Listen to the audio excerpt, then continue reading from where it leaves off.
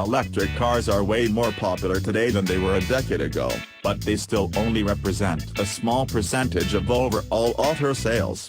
Subcompact crossovers, on the other hand, are big sellers.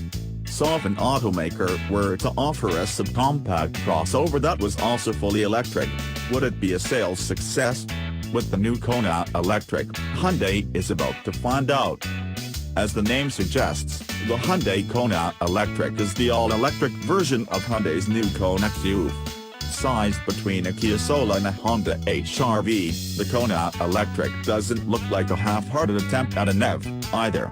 It will come in two versions, one that has about 185 miles of range, and a second that has about a 290-mile range.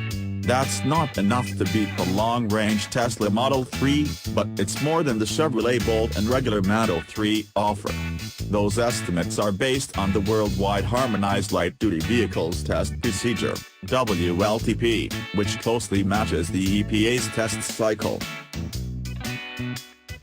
Spring for the bigger battery, and the Kona Electric comes with more power. Instead of 133 horsepower, it makes about 201 horsepower. And with 291 pounds-to-foot of torque, Hyundai says the Kona Electric will hit 62 miles per hour in 7.6 seconds. That isn't especially quick, but around town, it shouldn't feel slow. Design changes include an updated front end that replaces the gas-powered Kona's grille with a closed-off version, slightly different daytime running lights, and a two-tone paint scheme. The interior has also been restyled, giving the cabin its own feel. But instead of trying a wild, futuristic look, Hyundai's designers gave the inside of the Kona Electric a relatively conventional look. Like the gas-powered Kona, the Kona Electric offers an infotainment system that supports both Apple CarPlay and Android Auto. It also comes with a number of modern safety features such as automatic emergency braking, blind spot monitoring, and lane keep assist.